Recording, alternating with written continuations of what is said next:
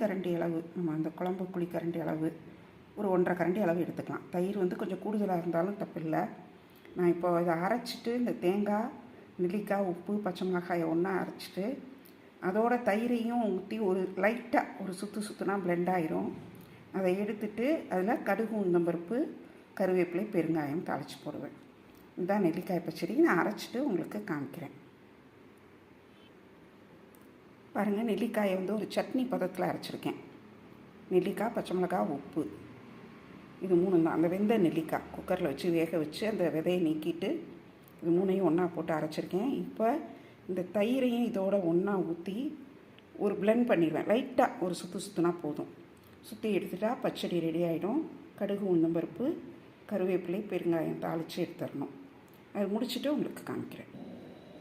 சுலபமாக செய்யக்கூடிய ஒரு நெல்லிக்காய் பச்சடி தயார். தேங்காய்